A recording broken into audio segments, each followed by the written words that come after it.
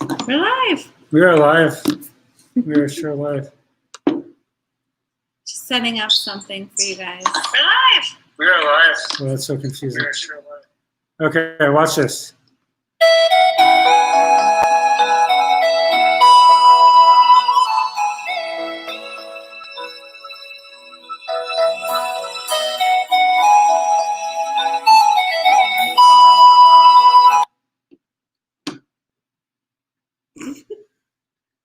We have no idea if that worked, but we attempted to share our screen.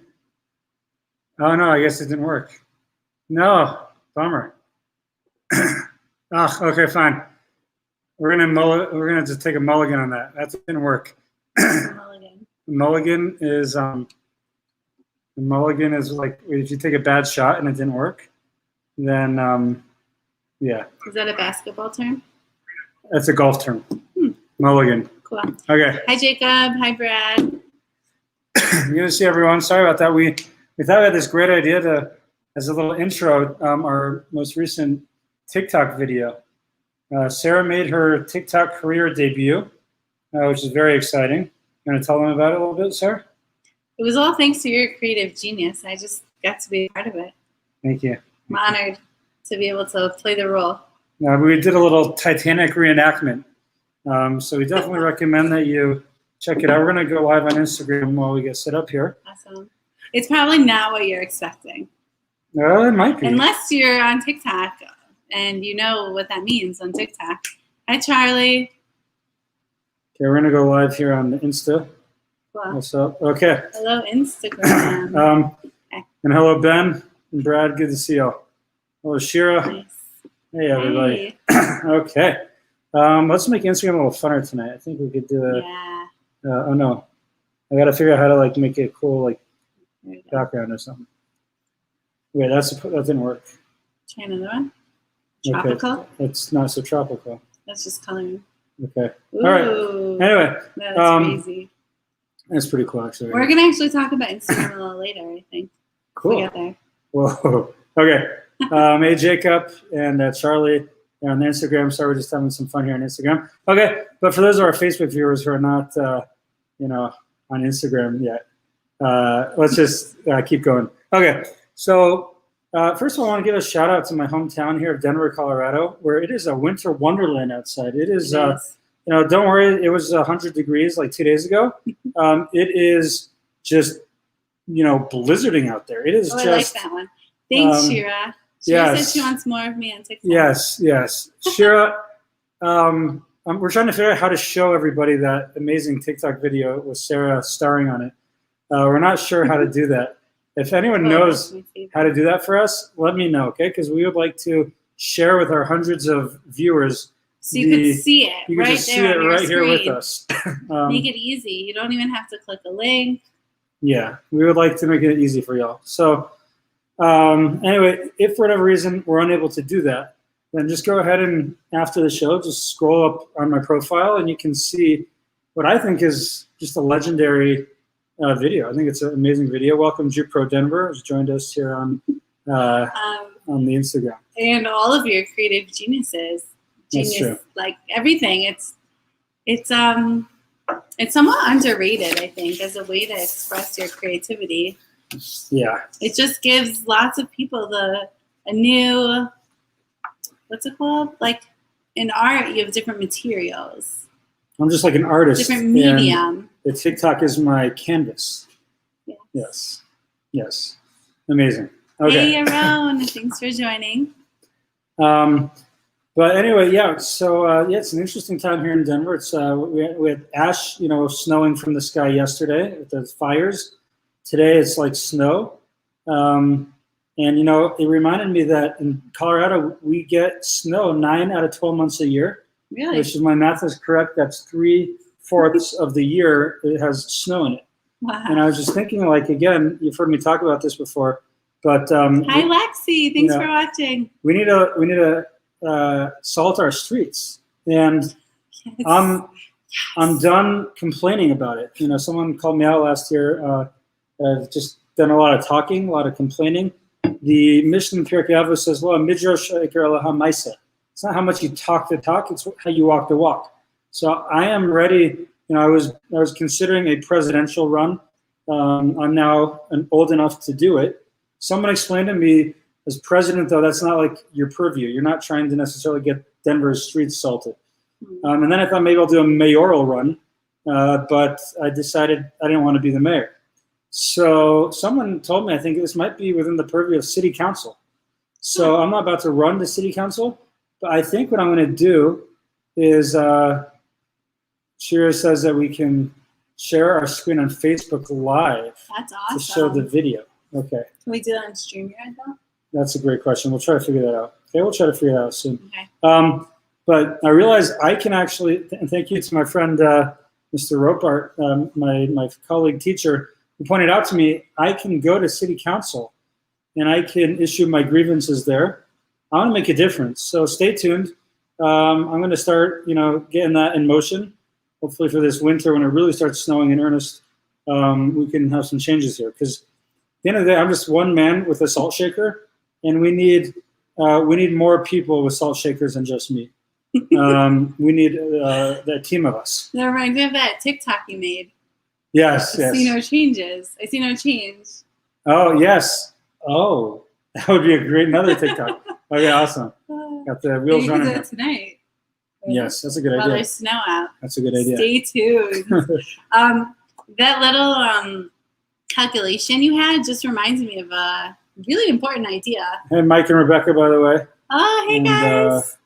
Lexi and everyone, good to see you. Okay. It reminded me of just the idea that you may get excited about the idea of running for president so you could salt our streets, but you're focused on the goal of salting the streets. And if that's not the avenue to get you to salt the streets, then you realize you need another avenue. So so too, each of us has a goal and a purpose here in this world. Yeah. And all our skills and our passions are ways to help us get to those goals. So there's no point of wishing we had someone else's skills or looks or passions or life situation, because we have what we need.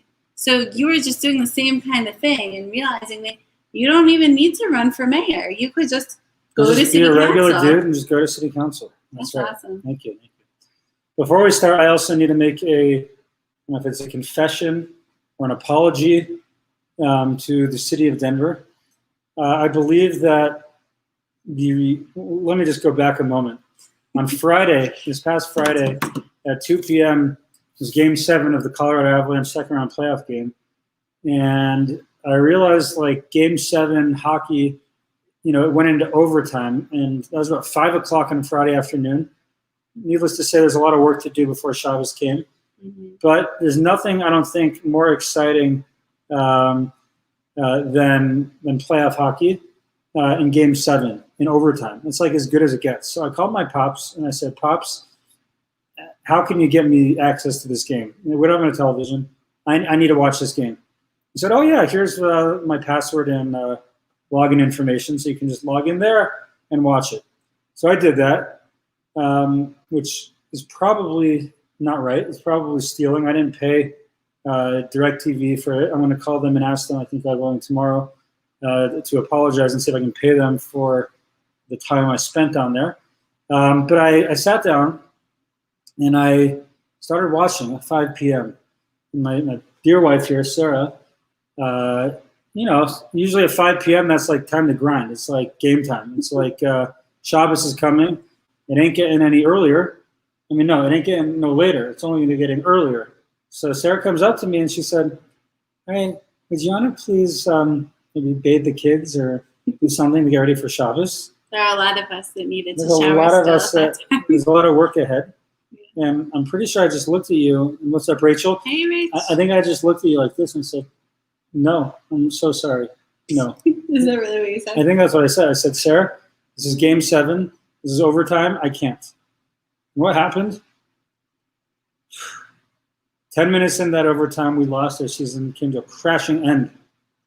And I feel like it's my fault. I feel like that's on me. I did 2 not right things. I said no to my wife, and I watched this. I watched it without permission from DirecTV. And I think it's on me. I kind of feel like Jonah in the story of Jonah and the whale when the ship started shaking because someone didn't do the right thing. So And scary. the Avalanche unfortunately lost. And I feel kind of like that guy from the Cubs, Bartman, who kind of cost his team the World Series. And I kind of feel like me, I feel like that's me. And I'm here to make it right. So, it's the time to come clean and to, just acknowledge our shortcomings. By the way, I did the same thing last night. I watched a Nuggets game on my dad's password. And as soon as I did, you know what happened? I just forgot how to shoot. And it's hard to win ball games when you can't shoot.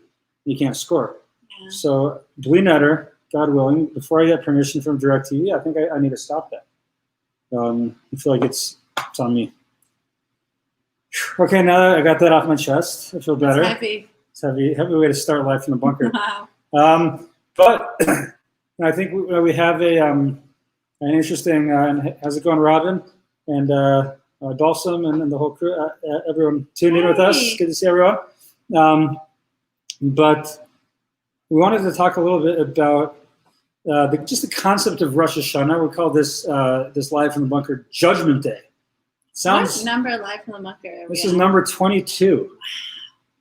So if somebody turns 22, Hey, Stacy. you can almost rent a car all by yourself in 3 more years. So 22 is a big one. It's a big number for us. You realize there's 52 weeks in a year. That means we've been doing this for almost 6 months, right? We're just. And one of you math wizards out there, could crunch those numbers for us and let us know. 4 weeks away, 1 month short, I think. Correct me if I'm wrong. Let me know. It just went over my head. I'm going to trust you on that one, okay? Anyway. If we're 4 weeks away from 6 months, that puts us at 5 months. Right? Which makes sense. Sweetheart, nights are not my thing, and doing math is not my thing, and doing math at nights is not my thing. You figure that out, and we'll get started, okay? Okay. So there's this idea that Rosh Hashana, or Judgment Day, it's kind of, when you think about it, it's a difficult concept. And maybe we take it for granted. We grew up with it, we're accustomed to it and whatnot. But when you think about it, it's kind of a difficult concept. And there's a rabbi in Israel named Rabbi Orlovsky who basically asked the question, he says, is it any wonder that so many Jews are just not into it, not into their Judaism, not into the high holidays? Do we wonder why? Because what happens, for so many Jews, they come to synagogue once, twice a year. They open up the book on Rosh Hashana, and they see the following lines that is right there in our Machzor, in our Rosh Hashana prayer book.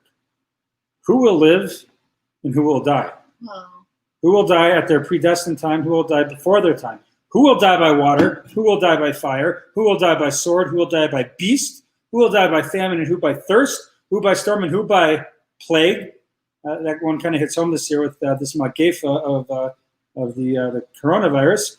And who by strangulation and who by stoning. And I'm just going to stop there, but you get the idea. It's you show up to shul, you're not accustomed to going so much. And basically you're just reading about this angry, this vengeful God who's going to kill us all, essentially. That's kind of how it appears on Rosh Hashanah. It's kind of a scary, thing to read. It kind of seems like an eerie, scary day. And we also read the following. I think I'm putting you to sleep. Okay, that's not good. I think eventually just have to let it come out. It's all right. Sorry. It's all good. No, I actually woke up early this morning. Me too. And I don't know how you do that every day. Sure do. Yes. I hear it. It ain't easy, but I do it. I do it. Give you props. Exactly. It's a big deal. Okay. So anyway, back here, right? That we also read again in the Rosh Hashanah prayer book. You'll open the book of Chronicles. It will read itself, and everyone's signature is in it. Angels will hasten, and a trembling and terror will seize them. All mankind will pass before you like members of the flock, like a shepherd pasturing his flock, making sheep pass under his staff. So shall you cause to pass, count, calculate, and consider the soul of all the living. And you shall apportion the fixed needs of all your creatures and inscribe their verdict. Okay, that's just a fancy way of saying basically God is like our shepherd, and a shepherd apparently counts his sheeps. So the sheeps pass through the shepherd, and he's analyzing them. If ever anyone got an MRI, right? An MRI could be a scary thing where they peer into your bones or your brain or whatever. and they see everything. There's nothing hidden there. So it's like when we pass before God in Rosh Hashana. Thank you. Did you just make that up? I thought of it a couple years ago, actually, but it came back to me today. So, yeah, I forgot about it for a couple years. But basically, as, we're passing before God, there's like no secrets. There's nothing hidden. We're embarrassed about anything, ashamed of anything. Like, there's no covering that up. And on Rosh Hashana, like, that comes out. It comes out to the forefront. And that's kind of unpleasant to think about. That's a little bit scary. And the reality is, in Rosh Hashanah, like, we're on trial, each one of us, like, for our lives. It's like a capital trial, that we stand on judgment for. And that's not like a nice thing to think about. It's scary. It's scary. There's a halacha that typically on Shabbos and on Yom Tov, it might be a nice thing to take a nap, like you would like to do right now. Would you like to drink my caffeinated fast lane tea? You're going to have some. Yes, Usually I do please. drink some tea. Okay. Thanks for sharing. Gosh. We might have live from the bunker history here when I put my wife to sleep. So that's great. Possible. It's okay. It's okay. I've put people to sleep before and I will again. So anyway, I'm probably talking too much. At some point, you just like take over and we'll give you I'm really a little just boost. enjoying this. Okay. Anyway. I'm just so relaxed. Okay, that's good, I guess. Okay, anyway. So basically, by the way, I would like to thank our unofficial sponsors, two unofficial sponsors tonight. One is Celestial Seasonings in Boulder for the Fast Lane Tea. Yes. It has, I think, as much caffeine as drip coffee. You can only purchase it online, celestialseasonings.com, or go up to the factory up in Boulder. And our other unofficial sponsor, I would like to thank CenturyLink. For the second week in a row, we are here at the Jewish Experience, not in our home, because CenturyLink has basically become unusable in our home because of some issues we're having. So thank you to my mother as well. But thank you, Mom. They were really nice when They're very nice. I think I have to take it. Like, we've been having this problem for 2 weeks, over 2 weeks. Yes. And I just called them today. You just did.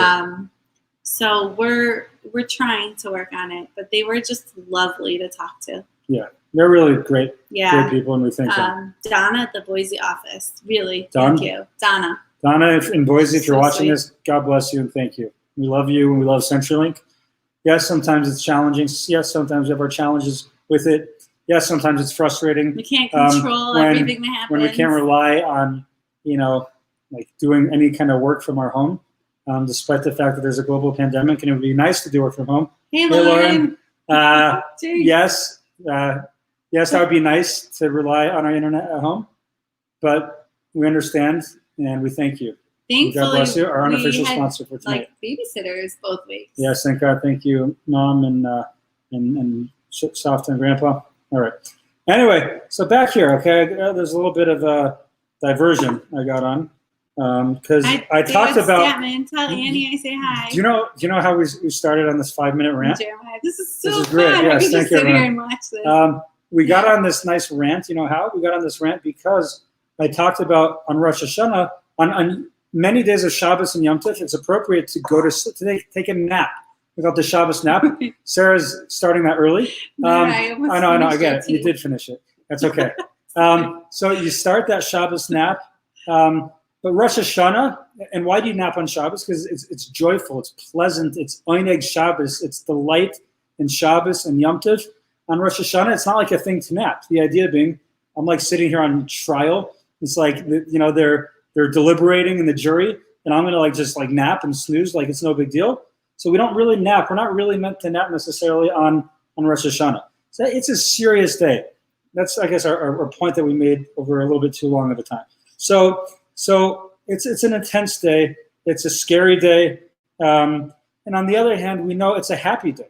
As a matter of fact, the halacha teaches that on Rosh Hashanah, we're meant to dress up. You're meant to wear your nice clothing. You're meant to rejoice. You're meant to be happy. It's a Yom Tov. It's a day of joy. We sit around the table, we have delicious, circular challahs. We pour honey on them. It's sweet. We have apples. We have pomegranates. We have yummy food. We have my nice, delicious vegetarian cholent. What other things do we have? We have apple kugel. Gosh, I haven't even made a menu No, I'm yet. stressing you out. Okay, I'm sorry. We have sweet, yummy things because it's a happy day. We have round challahs. Yes, we sure do. So the question is, why is it if it's a happy? Why are we rejoicing if it's so intense? And why is it so intense if there's rejoicing? Like, how does that work? Yeah. So I Good think question. the answer is as follows. The halacha says the reason that we wear nice clothes, that we dress up on Rosh Hashana. I'll read you the words of the Heilige Mishnah Brura. I think I have it here. The Mishnah Brura, the Chafetz Chaim, writes in his epic work on halacha. He says, we dress up to show that we trust the kindness of Hashem to give us a proper judgment. We're showing that trust. Because, and this I think is the secret into why we have joy on Rosh Hashanah, on Judgment Day, the scary day, is because who's judging us? Right? It's not like, we're detained in some foreign country where they don't really care about us so much, and they're going to give us whatever judgment they give us. They're not necessarily looking for the benefit of the doubt for us. They have no connection to us. It's also you're great with these analogies. Thank you. That just brings up a lot of fear and unknown and unfairness and feels unjust and not right. right. Like suddenly you're on trial in a language you don't understand. Like, this is a sad thing, but I've read articles about this. Sometimes in Israel, these unsuspecting, nice, young teenagers, someone comes up to them like, hey, you want to bring this big suitcase to Thailand or China or something, and I'll give you 5,000 shekels for it. On a free trip. You want to do that on a free trip? Yeah, I'll pay. They're like, yeah, sure, why not? Free $5,000, why not? And then unfortunately, whatever happens, they get caught, and they don't even necessarily have any idea the ramifications of what they're doing. And then before they know it, they're thrown before a judge in this foreign country, and it's terrifying. So when we understand that our judge is our loving Father, God, who loves us more than it's even possible for anyone to relate to or to imagine, that's a game changer. And that's a reason for joy. And I remember actually I prepared this talk. If anyone joined us last year on Rosh Hashana, I apologize because you kind of heard this already. And by the way, we still have a few slots open for JUPRO people for Rosh Hashanah. Nice. For our nice sign up program. before it fills up. I'll probably fill up by the end of the show here tonight. So go there on thej.com and scroll around until you find the way to sign up for Rosh Hashanah services. Yeah. Okay. Hey, Eric. But what I said last year was the following. Our precious, sweet daughter, Esty, who turned 3 today. And a big shout out to her birthday mate, Aaron Wallace. Happy birthday, Aaron. But Esty told me, I remember she came in the olden days when you could bring your children to synagogue. And that was an okay thing to do because there was not a global pandemic. It kept them away. So she came in and she sat on my lap. And I just gazed at her like a doting father would do. You guys all know Esty. She joins us sometimes here on Live from the Bunker. Yes, she does. And I just looked at her because I couldn't say anything because we're in the middle of the prayer service. You're not meant to speak regular words to other people in the middle of talking to God. So I just gazed at her like this. And she said, she said, Tati loves you. Tati loves you. As if I was saying with my eyes, I love you so much. And she knew it. She felt it. And she said, Tati, my father loves me. And she knows this at age 2. And I think she's still very well aware of this since I ask her all the time, and she knows. So there's this idea that as much as I love my daughter, God loves us in a way that I can't even relate to. That's the intensity of his love for us. And sometimes we shy away from talking about this. It sounds like, this is a Christian concept. God loves you. But this is a Jewish concept. This is a Jewish concept that came from Judaism, a tenet of our faith. And just to illustrate this a little further, last week we dedicated the Life from the Bunker to Rabbi Zion Klatsko. It's dedicated to his continued recovery, from a surgery as well tonight. And he says this beautiful idea that I think just is so brilliant. He says that Judaism at the core is a relationship. It's a relationship between us and God, and it takes different forms, different shapes. There's different kinds of relationships. So on one hand, as I'm sure we've talked about before, there's a spousal relationship. Ani l'doidi v'dodi li. I am to my beloved is to me. The first letter of those 4 words spells the word Elul, the month we're in right before Rosh Hashana. This closeness, we have this connection, almost as a spouse between us and God. And, there's so much in Judaism about this. This is not really the focus for tonight, but we have like a candlelit dinner on Shabbos. We have like a date with God's presence every Friday night. That's what Shabbos really is. We put everything away so we can focus on that relationship. It's not nice you go to dinner with your spouse and you have the phones out. You put it away. You focus. You're all in on that relationship, etc. So that's one aspect. On Rosh Hashanah, again, the focus is not just on that relationship, but it's more of the parental-child relationship. We refer to God on Rosh Hashanah as Avinu Malkeinu, our Father, our King. And again, I think that represents this paradigm. That's not the right word. There's a word I'm thinking of, but it's too late for me to know what it is. But on one hand, it's strange because he's our loving Father. On the other hand, he's this King who's like judging us. So it's this tension. Not a juxtaposition. No, you know what I'm talking about, though. Yeah, you guys. If anyone knows what I'm talking about, I just talked to someone the other day, and I feel like it was the same. Yeah, it's a great word. It's the same thing. If anyone would tell us in the comments, we would very much appreciate that. You know what I'm talking about. It's like, you know what I'm talking about. Anyway, so I think it was Shira or Kayla. Do you remember? Maybe Kayla. If you think of it. Yeah. Okay. If anyone does want to be close to us, I'm thinking of, we'd appreciate Two that. things. They're like opposites. Yeah. But they're like together. It's like God is our loving Father and the judge's favorite, but he's also the King who has to extract justice. Like that's a what? There's like a tension there, There's a tension it like works but together. there's a great word. Okay, so you English majors out there, Maybe Jesse starts with an H. I feel like Jesse, Sister Jesse, if you're watching this from the Holy Land, I doubt you are, but if you are and you wanted to chime in, that'd be great. Okay, let's keep going, okay? Ricky, what word? That's what we're asking. The word, there's that tension. It's like, ugh. So it's not a paradox. Paradox. It's a paradox, I think. Are you sure? I don't know. What's paradox? Paradox. Hold on. Hey Siri, what does the word paradox mean? A seemingly absurd or self-contradictory statement or preposition that when investigated or explained may be... Two Siris answering at once. Yeah, I only want one Siri, okay? I don't need both of you at once. Thanks, Itamar. Okay. Paradox. Yes! Itamar. Coming through, Itamar, coming through. Paradox. That's exactly it. That's the word I meant. Okay. Thank you for that. Okay, we got to continue though. So again, there's this idea that on Rosh Hashanah, we relate to God as our loving Father, specifically. This paradox, Avinu Malkeinu, our Father and our King, is mentioned no less than 40 times over the course of this time of year that we're in. So that's the paradox, the Father and the King. Yes, a Father all-loving, the King who extracts justice. Hi, Bridget. So, hey, Bridget. Yes. By the way, in general, if one of us say hi to one of you, there's this concept called ishto kugufo, when spouses like themselves. So I mean to say it also. So if Sarah says hi and I don't, I'm not ignoring you. And vice versa. And vice versa. It's like, oh, I said it already through her.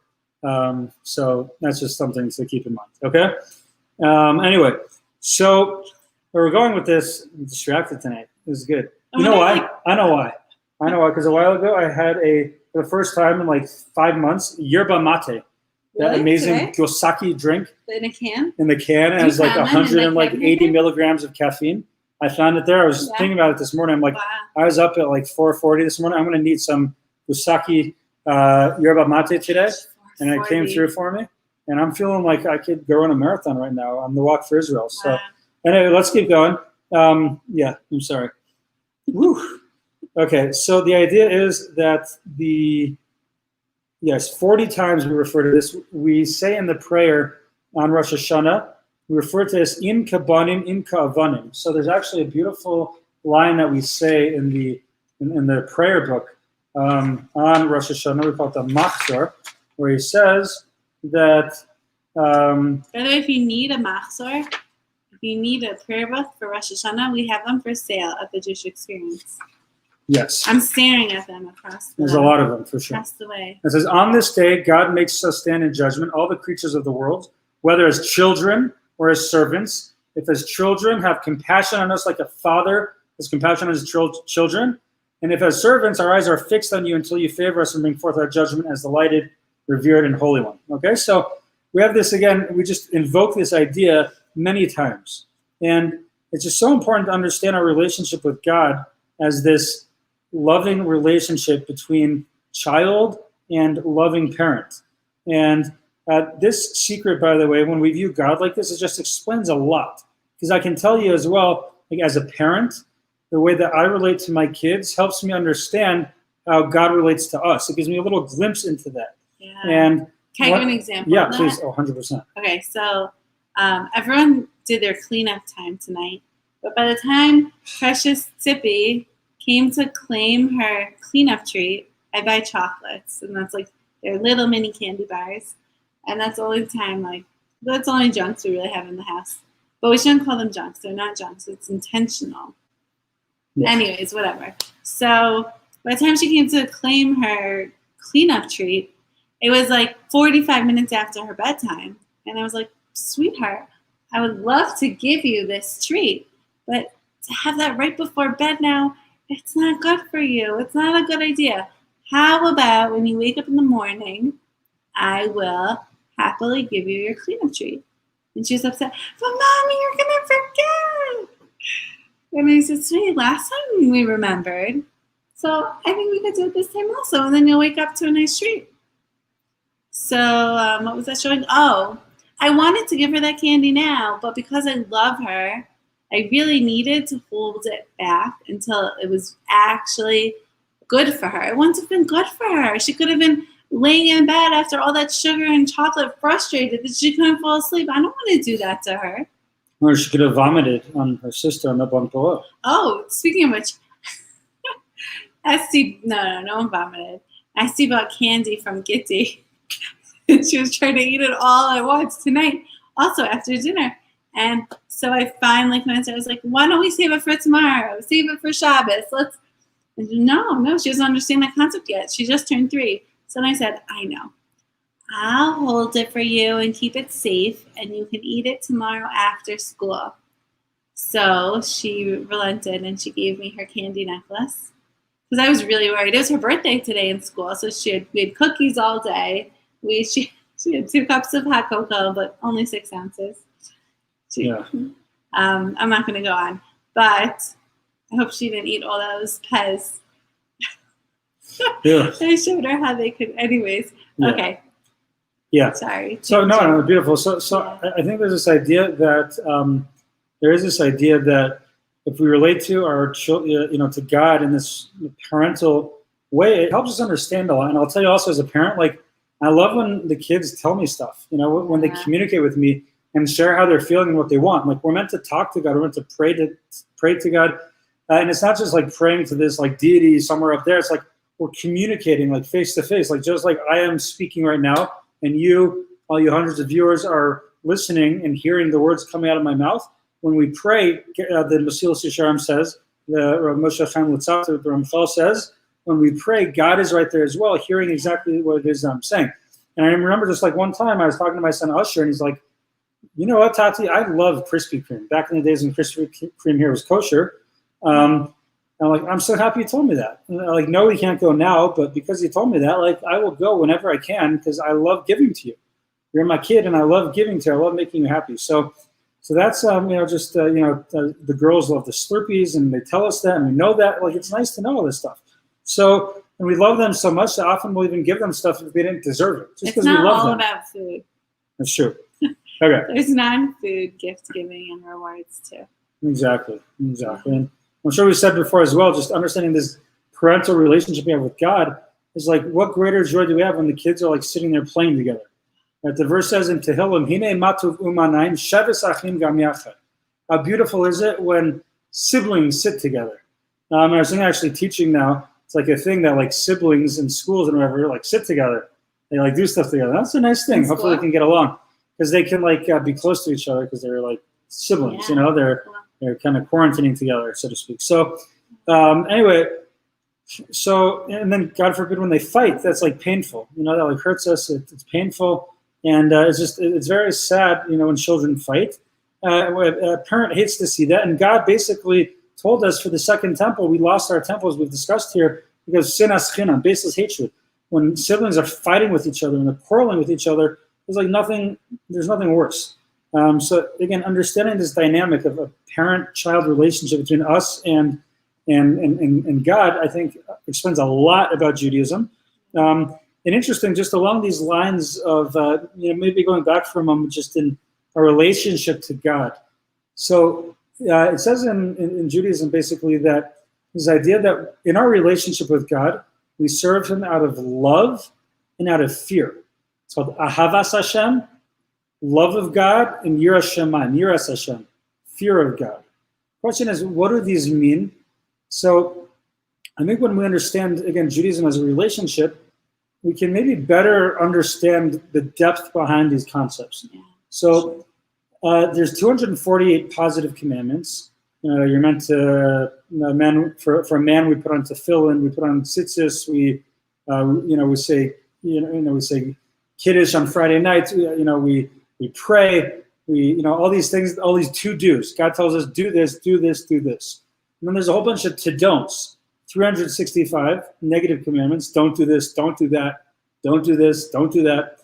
So it's interesting when you think about it in terms of a relationship, how to understand this. So let's say Sarah tells me, sweetie, I would like you to please take the garbage out. Or I would like you to do the dishes. So these, I would say, are positive commands, right? These are positive commandments. In doing them, what motivates me to do them? Is it love of God, love of Sarah, or fear of Sarah? Am I going to be motivated to get up off the couch and take out the garbage in a winter wonderland, risk slipping on the unsalted grassy knoll? Or am I taking out the garbage out of fear? Okay, Brad, I like it. Fear. I'm scared of her. Okay. Okay. I would argue. Like, I hear where you're coming from. And I like the. Okay. I'm not sure. Okay. I think it's love. To get me off the couch and go do something active, it's because I love her. And what do I do when I do that? What do I do when I go take out that garbage for our relationship, if that's what this is, a relationship? I guess you could argue I'm making us closer. I'm strengthening that relationship. And let's say Sarah says, you know what, honey, I don't like when you leave your socks on the table. Don't do that anymore. You don't leave your socks on the table. Oh, I just want that to be clear. On No the one couch. should think that happens. Okay, your dirty socks on the couch. There's no need for that. I don't think they usually find them on the couch either. Because I've worked on myself over almost 14 years of this. Okay, but when we got started, people can change. When we got started, like, it might be that I left the socks. I took the socks off. I played with my toes, and next thing you know, on the couch. One of our kids left their socks on the couch. Okay. There's hope. Yeah. Next thing you know, there's socks on the couch, and they smell, and they're dirty, and they're sweaty. And you told me, you said, I don't like when you do that. Don't do that. Okay, so. Please don't. Yeah, so please don't. What's motivating me not to do that? I guess you could say, yeah, it is love. But I think it's also fear. I think it is fear that's motivating me not to do that. Not that you're going to, force tofu down my throat one night for supper, but that's not what I'm scared of. Only make tofu. Okay, but I think the fear is that when I violate something you told me not to do, you feel distant. How do you feel when you see the socks on that couch, the next night? After, right? Is that bringing us closer? No. When I'm going against your command, you told me not to do something. No, I'm creating a wedge. But it's on me to not let it don't get to let it me get to you. Don't hold a grudge. Right? Right? That's fair. Don't do that. That's fair. But I think that I'm creating distance there. So I think that just this dynamic as well, like this fear of God. Again, going back to how we started, like what is what are we scared of? Yes, we're scared that we literally, I guess, are, standing in judgment, and a lot can happen in a year. We've seen this past year, everything that's happened is crazy stuff can happen. Okay, that's true. But we're also scared that when we don't do what we're meant to, that we're not acting in the way that we're not living up to our potential, that we risk the distancing between us, God forbid, and God, which we don't want. We're scared of that. I'm scared if I don't do what I'm meant to do, I'm creating distance. Can we talk about some more types of fear? Yes. So I like that a lot, like creating distance. Okay, so that's fear number one. And then let's talk about what if that fear, maybe you're getting to this, maybe that fear of like, what if I was meant to, let's just say theoretically, let's talk about you. It's always easier to talk about someone else, right? Let's say you're meant to write a book. I don't know. Maybe you're meant to write a book, and that's part of why you're here, is to share these thoughts in the form of a book. I don't know. Maybe I could turn wolfwisdom.com into a book. Maybe. So, it sounds kind of like your uncle in this book. It's true. Yeah. Anyways, maybe you're meant to write a book. But if you don't put time into writing, which you're so skilled at, and you don't take the time and the thought to do it, it's like really scary that after 120 years, like I was put here and had the opportunity to do something awesome and helpful for the world and missed out on it. And I would call that FOMO, fear of missing out. On life. Yeah. In your life. Right? Whoa. FOMO on our own life, on what could be an opportunity. Yeah. FOMO, fear of missed out opportunity. FOMO. FOMO. Hashtag FOMO. Just came to like me. It. Beautiful. Yeah.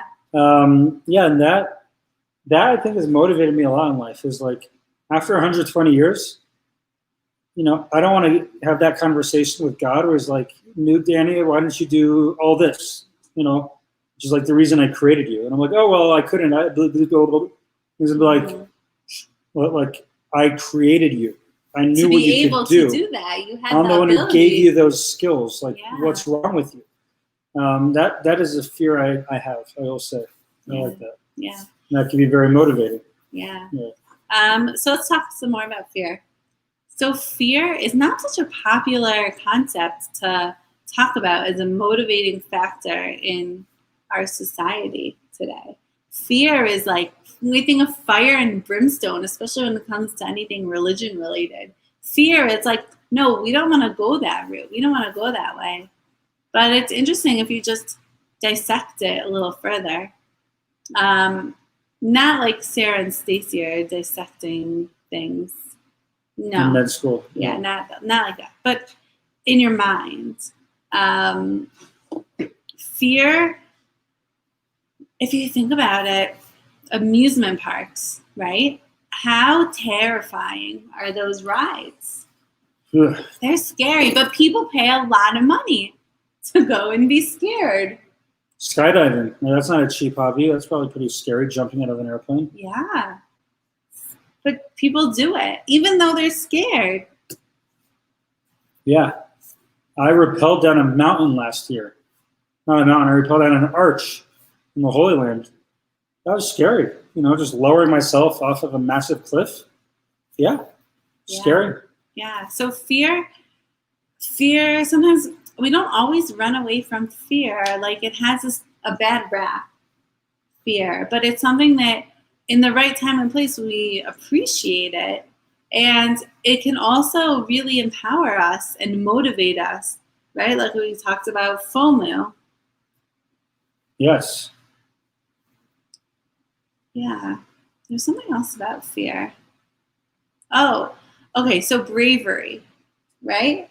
Because I was thinking about this and we were talking about it and you mentioned it. Right. So what was my question on that again, involving bravery? Because you said that like fear could be a good thing. Mm-hmm. Right? Yeah. So then what was my point about bravery again? Like where does bravery come in? No? Did we say fear can be good in that it holds you back or that it pushes you forward? Fear has the power.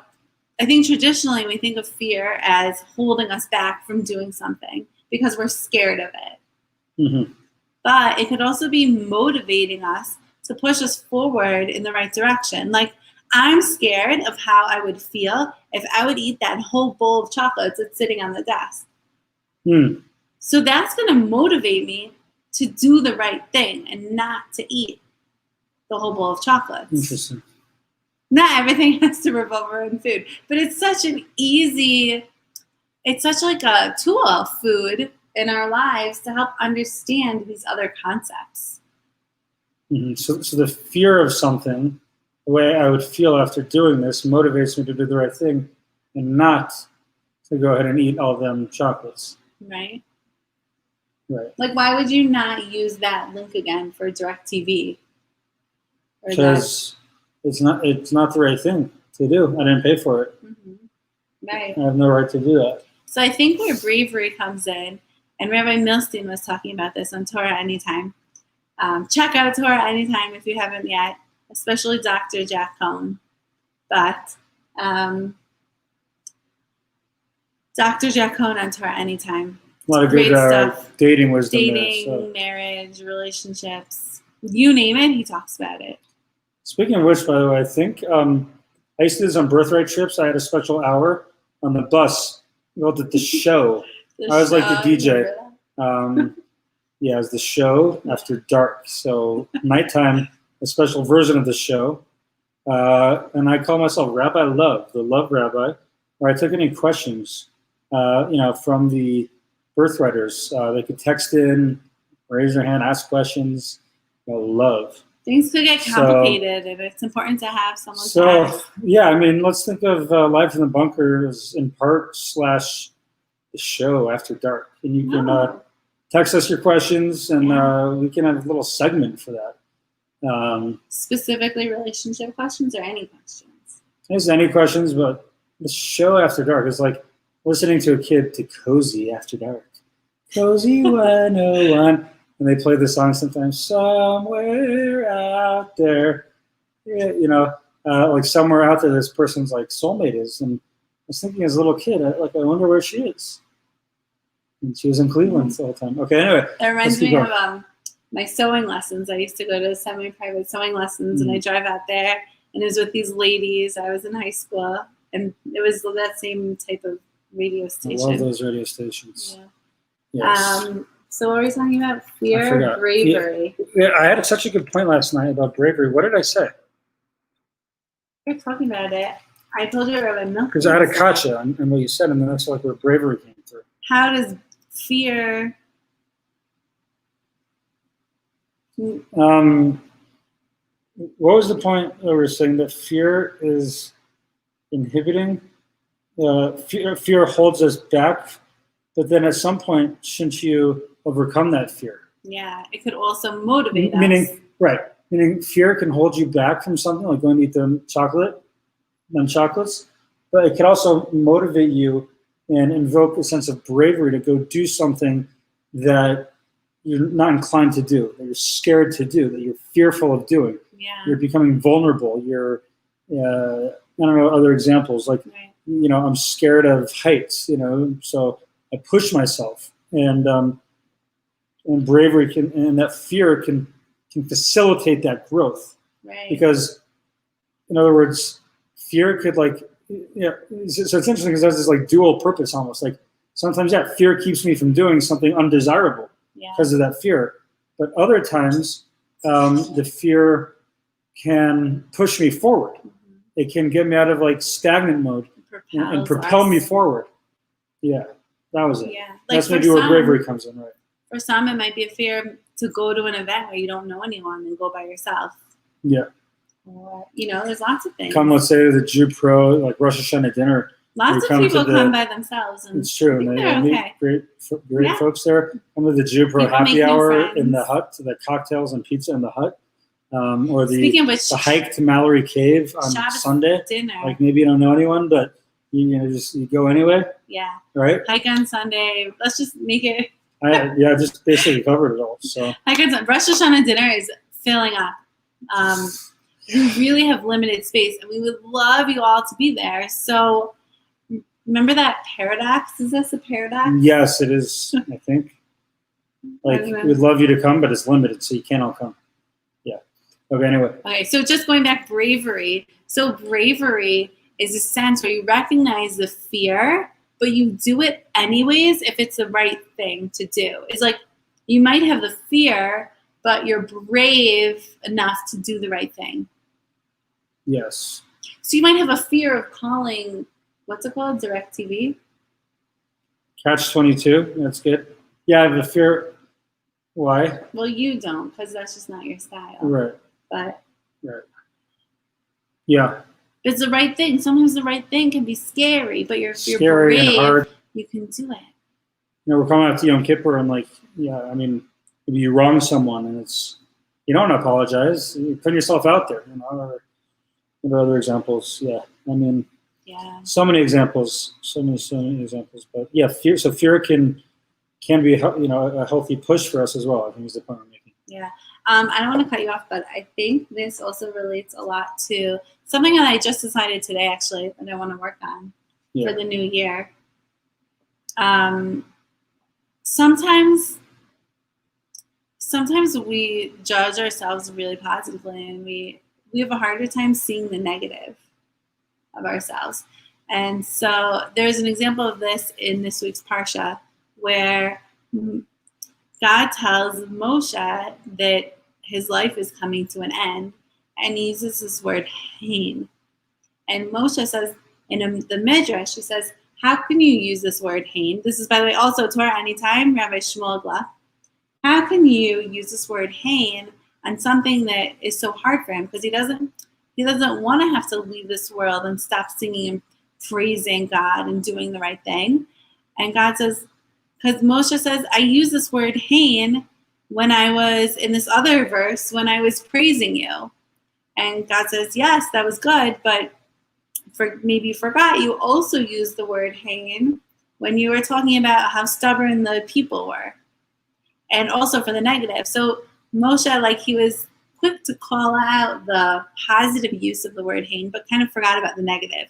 And his point was that we all do that to some extent in our lives, whether it's our relationships with people around us or things we say or do to them or just how we live our lives. It's so much easier for us to remember the positive that we do and to just kind of brush away the negative and not think about it. So it was a challenge not to just sometimes I feel like I need to take on something new and do more. And then I feel like I can't do anymore. How can I do anymore? And yes, there's always time for a little more, but at the same extent, sometimes it just feels so daunting to add more and add another thing and add another thing. So I was thinking, what could I take away? Because you just liked it? Yeah. Okay. Sorry, just getting distracted. So instead of adding something new to grow for this year, what could I take away? And something I've been thinking a lot about is Instagram. So I love Instagram. It's so much fun. It has the best filters, except maybe TikTok, but I'm not on TikTok. Yeah. Might be time. No, that's for you. That's your cup of. I mean, it's great. It's your creativity. So it's not that I spend that much time on Instagram, but I was thinking so much about Instagram and what it represents. And actually, I ended up following a lot more stylists and different things because of Jewish raffles. And they say, follow all these people and you'll be entered in a raffle. And I said, okay, sure. I'd love a new free wig or a new. Whoever follows us, by the way, now, we should make a raffle for you. Jew Pro Denver. Yeah. It's ironic. Yeah. So I followed all these people for the raffle, and then sometimes, and I don't look at it, like I said, that often. And I really got it because this one organizer that I really like started an account there. And so I was just thinking so much about what it represents. And so much of it is it's like what people used to go to like the magazines for. Like, what are the styles, the hairstyles, the this, that. Like, even in the Jewish world, there's so much of that on Instagram, and it's awesome because it shows the trends. It shows how to do things nicely, how to look nice, how to organize your house so it's beautiful and it's stylish, and everyone's sharing what they do that makes everything look good. And then I realized maybe it's like up to this obsession in myself to have things look good, like around the house, and like, like it's not necessary. Everything doesn't have to look Instagram worthy. And especially not all the time, but even sometimes it's not necessary. It's okay if sometimes things don't match, or there's a random piece of furniture, or there's like, and I just feel like what Instagram represents for me, what it's like kind of like subconsciously adding in is like judging yourself based on how it looks compared to other people. Who, whatever they post on Instagram is probably not a real reflection of reality. Right, exactly. Like, these are professionals. They know exactly the right way to do their hair and what angle and this and that, whether it's their hair, their wigs, or like, it doesn't matter. There's just, it's, thanks, Shira. That means a lot coming from you. Wow. Yeah, like, I don't need to live up to those standards. Like, I need to create for myself my own standards based on my own goals. And so I want to unfollow all of those, everything on Instagram that doesn't help me get to my goals. And then I was like, but there's so much good stuff, right? There's peas, love, and carrots and all her recipes from Danielle Renov. And there's Mother Cud with all these awesome sensory things for kids. There's so many. What's up, Sam? Hey. Love you, man. There's so many good things. Get ready for football. Coming for you. I beat you again. Sorry. It's okay. So I think I'm just gonna make an effort to step back and unfollow, and that could just be the first step of my awareness for myself and where I'm putting my goals in my daily life and what I'm focusing on. Yeah, and that is a great topic, and we could talk for hours about it. Maybe we'll do that another time. Yeah. But the problem with social media in general, I'm sure we've talked about this, but like, unless you're literally just like watching my TikTok channel, like, I feel like for most people, like, after you go through a sitting of Instagram, or you go through a sitting of Facebook, like, you're probably feeling. I love that. Your timer is about to delete everyone, so that's on us. Sorry, guys. It's not you, it's me. But like, after I go through like Facebook, like, I don't feel good. Yeah. Like, I don't feel like, oh, that was so geschmack. That was so amazing. But I might feel like I just spent 30 minutes on Instagram, like, awesome, or Facebook. I might feel like now I want to go like reorganize my closet or my fridge. That could be nice. And I might feel like, wow, I am so inadequate because all these people are now, at the beach, doing whatever they're doing. And here I am just, on my couch, on Facebook. Like, wow, like, that's not good for someone's like self-esteem bucket either. It's like, so everyone's kind of just showcasing their life, how they like wish it was, as if that was like reality. And you're feeling like empty because you're not doing that right now. And it's not super healthy to spend too much time on there. Or to look at the new styles, or, oh, I should get one of those. Or like, yeah, it's nice. There's nothing wrong with it, but it's so hard to do that and stay focused that, no, you don't have to get one of those. Or you just be you. I like what you said. You said, yep, live up to your own standards. Not all there are others out there. Yeah, for sure. No, that's a good point. And also, just, like Facebook and our computers like stalk us, right? So if I look up vacation to Breckenridge, I'm going to get all these ads on Facebook and everything, like, great deal for $249, for 4 nights in Breckenridge, and you just have to survive a 3-hour pitch where they shove the timeshare concept down your throat and brainwash you into doing it, even though it's not in your best interest. It's only for $249, for all that fun. I'm like, whoa, how did Facebook know I wanted like a trip to Breckenridge? Yeah, I'm in. And you like sell your soul to the timeshare. So or you look up a pair of shoes and they show it to you again and again so much that you come to like love them and think that you really need them. Yeah, I was real with that. So anyways, yeah, so I think that's good. Let's just kind of pull it home here. We've now gone over an hour, so let's kind of just wrap it up here. But the ideas, and then maybe we'll try to do a screen share and just try to get it right to send you off on a high note with our last TikTok video. So we'll see if we can get that right for the ending here. But again, what message, what high note that leaves us with. Message, on the video we post. Grab what's important to you. Let's leave it for them. Okay, comment after. We'd like you to comment right here. Tell us. Comment right here. Tell us the message you took from our last TikTok video. But again, we had a question basically that Yom Kippur, Rosh Hashana is a day of intensity, a day of fear, a day where we're on trial. We're trembling before God. We're nervous. We're scared. We're frightened. And yet, it is a day of joy and simcha and happiness. How does that work? And we said basically the short answer is that who is our judge? Our judge is our loving Father, God, the Almighty, who loves us more than it's possible to fathom. And then we kind of just went through and we discussed various aspects of that relationship.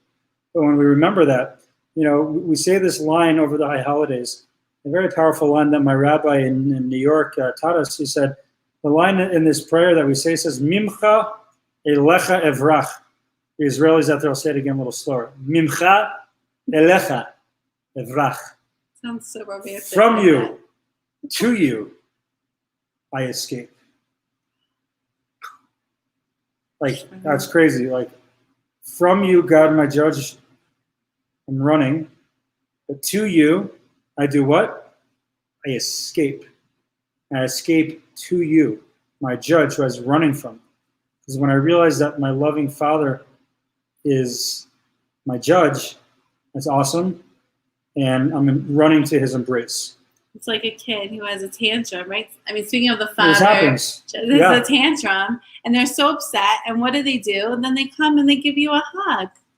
Yes. Because where else are you going to go? Exactly. They give you a big hug. They're like crying. They're mad at tears, you. They're mad. They're angry, like all out tantrum. And then come here. And they come into our loving embrace. So that's kind of what's going on here. Hopefully we can bask in that embrace and appreciate that embrace and use this time as this intense time it is to draw close and not to, God forbid, grow apart and distanced. So that's one way we can really prepare for Rosh Hashana is, as we go through our days leading up, which is getting less and less time, especially, if you say a blessing, you're saying, baby is out, we have to go. Yeah, we're going. But to think about this idea of Avinu Malkeinu, my Father, my King, and try to think about what we're saying as we, whether we're talking to him in our own words and about the day or upcoming or the world or whatever it is, or as we're saying a blessing, just to focus on it and think, wow, this is my Father that I'm turning to, loves me so much, more than I can understand. And at the same time, the King of the world, who has all the power in the world to give me anything and everything that I want. And because it's also my Father, he'll give me not just what I want, but what's good for me. And that paradox of those two. And to just work on trying to relate to it and internalize it as best we can. Beautiful. So we'd love to spend Rosh Hashana with you, whether it's through services, dinner, shofar, whatever it is, sign up. TheJE.com. For sure. Beautiful. Good. Well, thank you.